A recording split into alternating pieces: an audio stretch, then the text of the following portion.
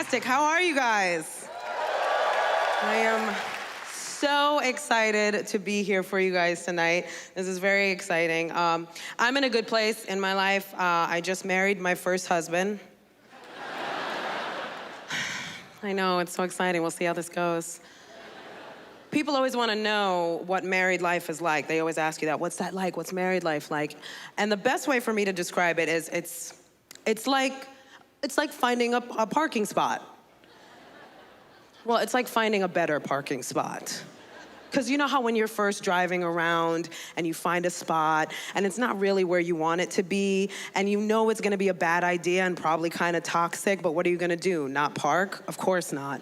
So you pull in knowing this isn't a good choice, but you stay there for like 6 or 7 years.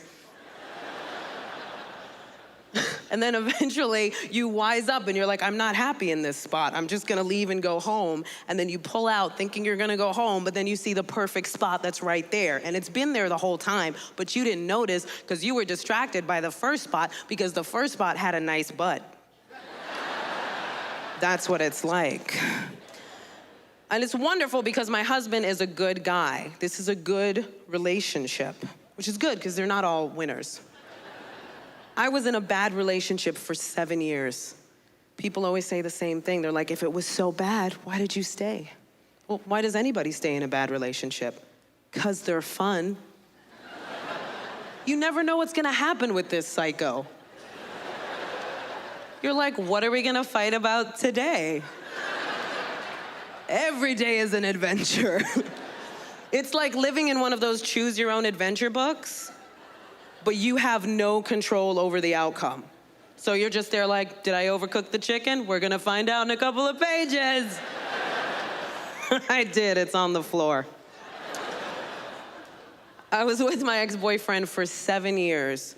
3 months after we split, he got married. Now, if you do the relationship math, something shady may have occurred. And I'll give you the hashtag facts, as the kids say.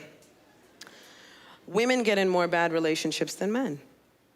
Why? Because men see red flags and they bolt. Women see red flags and we go, I can fix that. Yeah. Right? Give me 6 months, I got this. 12 years later, you're like, this is taking longer than I expected.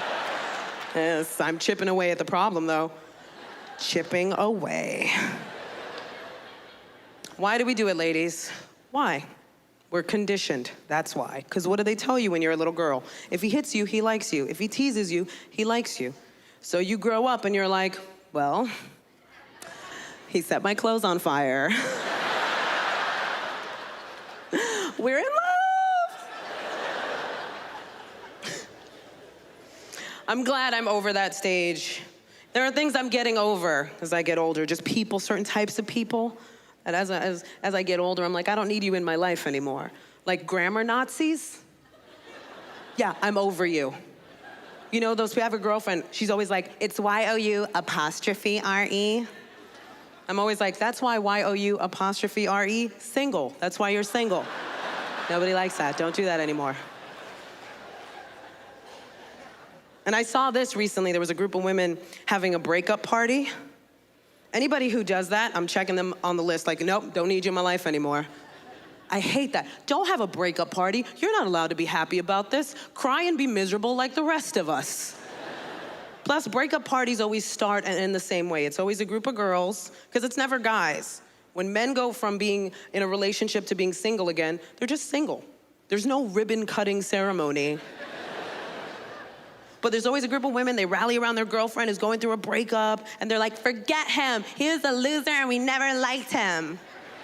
And she's like, I know, right? I wasn't even in love with him like the full 18 years we were together. Let's go out and make bad choices.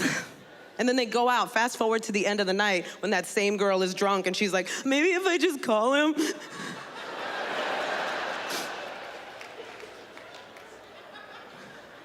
Or people that post stuff to Facebook to get attention. You know, these people that'll post stuff, even if it's just a simple thing like feeling sad. Like, oh, are you? Had to let the world know. Or like one of my girlfriends who always posts these strong woman posts. These strong, like 12 ways to love a strong woman. Why being a strong woman in today's society is so hard. You know, she's waiting for one of her girlfriends to be like, you're the strongest woman I know. Yeah, and it's hard when you know the girl and you know she's not really like that and you want to be like, were you being strong when you were ladling ice cream in your face last week? Because you didn't get the text back? Hashtag you strong though, you strong though. You guys have been great, thank you so much.